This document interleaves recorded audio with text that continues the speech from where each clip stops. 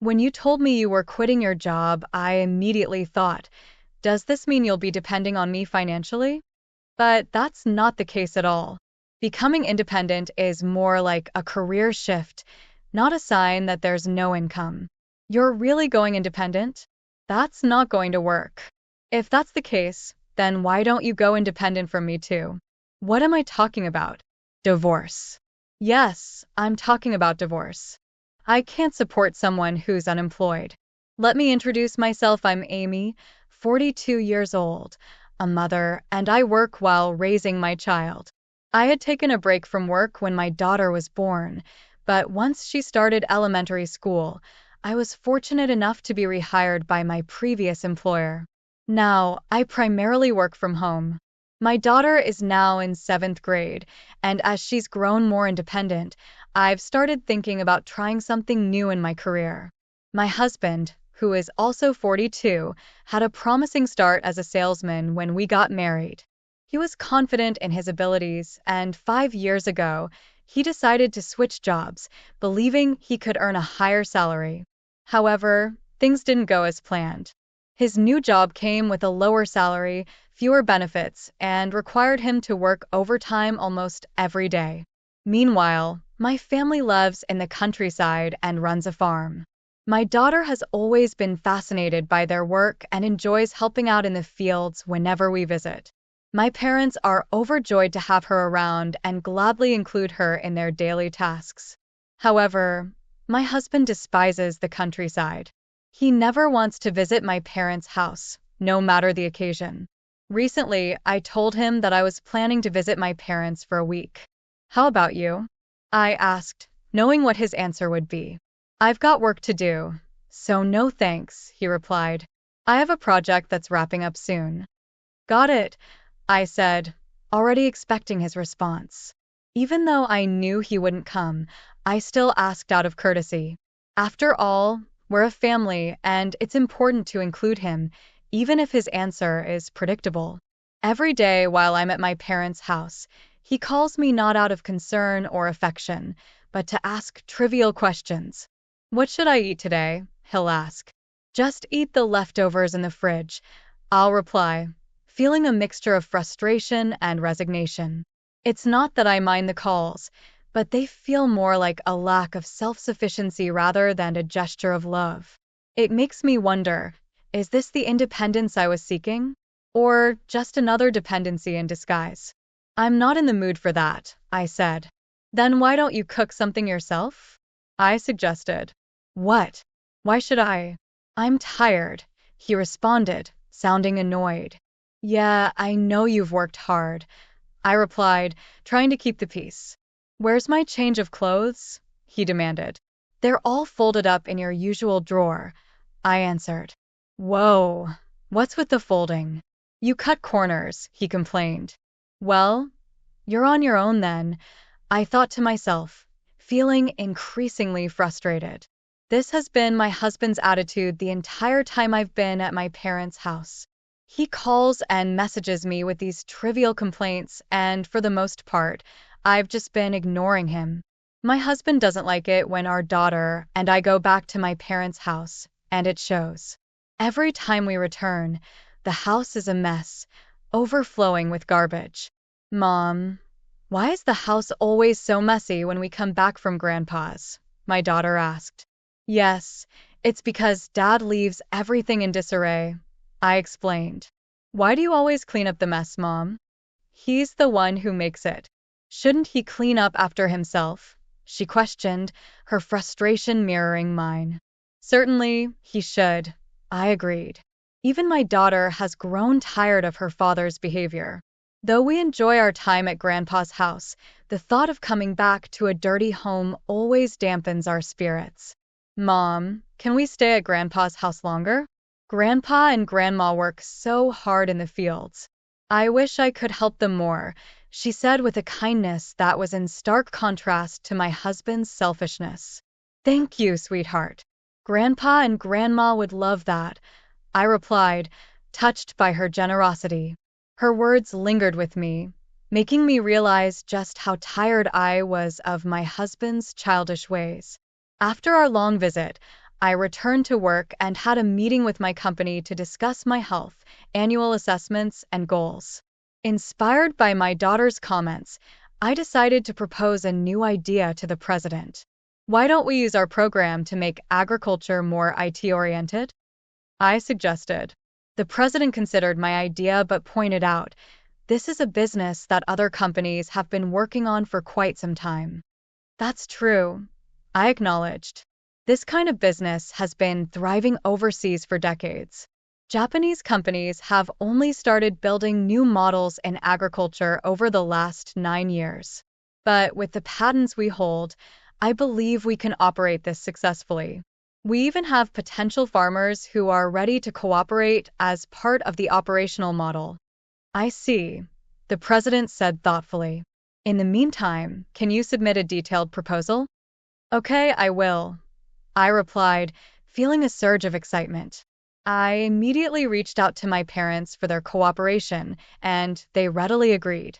My daughter's wish to help her hardworking grandparents had sparked a great business opportunity. A month after submitting the proposal, my project was approved, and from that point on, I threw myself into the work with passion and determination. I've been increasingly worried about my parents as they grow older each year. The thought that this project could potentially help them made me genuinely excited. However, my husband seemed determined to dampen my enthusiasm at every turn. You've been acting a bit too flirty with that boss of yours. I don't like it, he accused one day. Oh, really? I responded, trying to stay calm. Are you getting carried away? He continued, his tone laced with suspicion. I don't know, I replied, growing weary of his constant negativity. But if my face demotivates you, then maybe you shouldn't look at me. His only goal was to make me feel bad, and unfortunately, it was working. I felt the sting of his words, just as he intended. But I refused to show it. I kept my tone even and treated him as if nothing was wrong. This wasn't new. He'd always been like this. Whenever I started to feel excited or happy about something, he seemed eager to bring me down. I've grown used to this over time, so I usually don't let it bother me. But it never seems to sit well with him when I don't react the way he expects. I can't just not look at you. We live together, he snapped. That's not entirely true, I replied. You can stay in your room. I'm perfectly capable of doing my job and taking care of our daughter without needing your involvement. If you took care of yourself, we wouldn't need to have much contact at all. That's not what I'm talking about, he shouted, his voice rising in anger. His yelling left me feeling both frustrated and trapped. I wanted to divorce him, but the thought of explaining it to our daughter made me hesitate. I couldn't make up my mind. When I didn't react to his insults, he turned his criticism toward the farm, trying to hurt me where it really stung. Maybe your inability to read between the lines is because you grew up on a farm in the countryside, he sneered. He was acting like a child, and it took everything in me to stay calm. But when he insulted my parents, it really pushed me to the edge. This time, though, I managed to keep my cool. I was too motivated by the success of my project to let his words bring me down. So, are you saying you can't do your job because you grew up in the city? I shot back. You're crossing the line. Don't be a jerk. No, you are the one who started this, he retorted, and our argument escalated from there. We've been arguing like this a lot lately. He used to be a kind person, but everything changed when he switched jobs. Our relationship deteriorated, even as my work started to thrive. A few months later, after much contemplation and discussions with my company, I made the difficult decision to resign.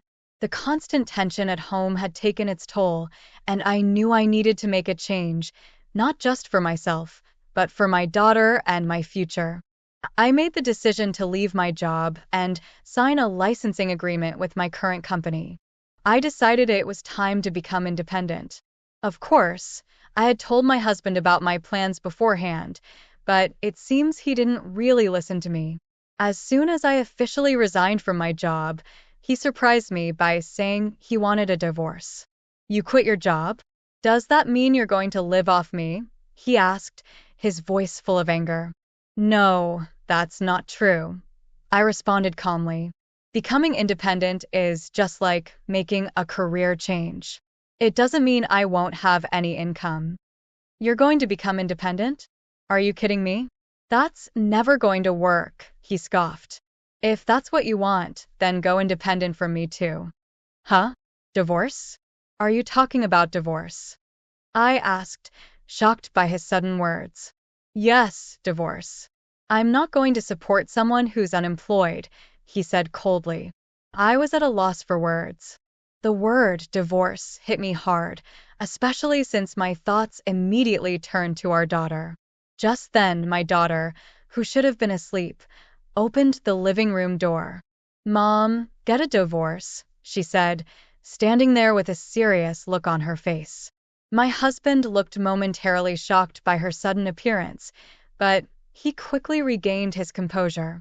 It's your fault for saying you're quitting your job, he insisted, trying to shift the blame onto me. But my daughter wasn't looking at him, her eyes were fixed on me. It was as if she had made up her mind long before this moment. My husband's words had no effect on her. Are you sure? I asked her gently. Yes, I want you to divorce him, she said firmly. I don't like him. He always says mean things to you, Mom. Don't stay married for my sake. I want you to get a divorce right now. Let's go live with Grandpa and Grandma. Her words filled me with both sadness and relief. Thank you, I said softly. But you'll have to change schools. Are you okay with that? Yeah, I'm totally fine with it. Let's go. You don't have to talk to Dad anymore, right? Yes, I guess so, I replied, feeling a sense of finality. Well, I guess that's it. We'll talk about the details later. My husband, still fuming, tried to interject. Hey, wait a minute, he shouted. This isn't my fault, okay? Okay, I said, trying to end the conversation. We'll talk later. I hope you can live a life you won't regret in the future. He sneered. I'm not going to regret it. I'll be free once you guys are gone.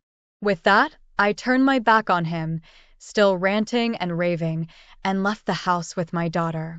We went straight to my parents' house, where my daughter seemed to relax, despite all my worries. She adjusted quickly, and even though she had to change schools with the new semester, she seemed to be enjoying her new environment. Once my daughter was settled in, my husband and I had another discussion about the divorce. He claimed he wouldn't pay alimony because he believed it was my fault. Normally, if one partner is at fault, they could be asked to pay alimony. However, my husband didn't ask for alimony from me, which made it clear that he didn't really understand what it meant to be liable in a divorce. I'm going to make sure you pay alimony properly, I stated firmly. What? Because you think I'm liable, he scoffed. You're just unemployed. You don't know anything. How can I be liable? I didn't do anything wrong, he protested, trying to defend himself. Exactly. You didn't do anything not for our home, not for our daughter. I was the one struggling to keep everything together. But you managed to find time for Julie, didn't you? You took care of everything for her, I replied, my voice steady but full of emotion. What are you talking about? He stammered, clearly caught off guard. Without a word, I laid the evidence of his infidelity on the table between us. His eyes widened in shock. What? How did you get this? Did you go through my phone? That's illegal, he snapped. Excuse me? You're calling me rude? You're a married man and you've been sneaking around with another woman. What on earth are you doing? I shot back, feeling a surge of anger. And no, I didn't go through your phone. I didn't have to. Then how did you get this? Did you hire a detective with your non-existent income? He sneered, still trying to find a way out. It wasn't me, I said quietly. It was our daughter. What? He asked, completely taken aback. After we separated, our daughter told me that she had seen you walking arm in arm with a woman she didn't recognize. She used my laptop to sync with your phone and collected the data herself. She showed me everything and encouraged me to divorce you. She told me she hates you, she hates that you're her father. I explained, my voice breaking slightly with the weight of the situation. He stood there, speechless, unable to process what he was hearing. So, now I can divorce you without a second thought, I continued. I can't believe you let our daughter see those pictures of you. You're such a lousy father. He looked down, defeated. He knew there was no point in making excuses. I had all the evidence. Besides, I added, your new job wasn't because of some great opportunity. It was because of another affair. And you're paying alimony to the husband of that affair partner. You even lied to me about your salary being reduced. I've looked into everything.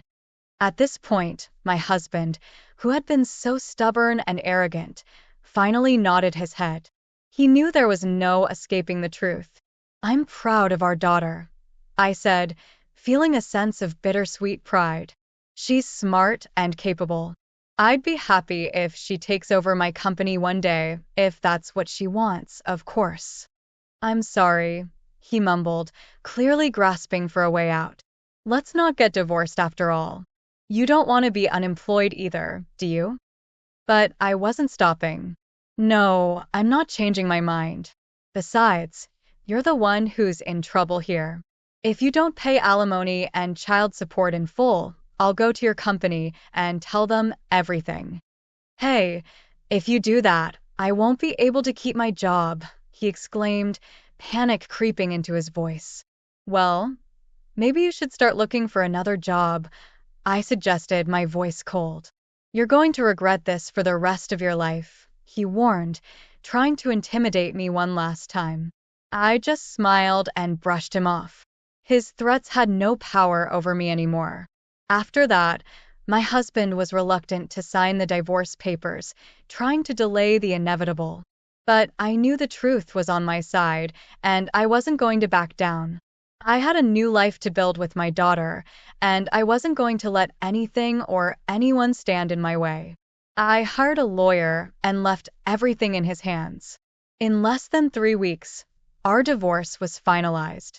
My husband didn't want to spend any more money on legal battles.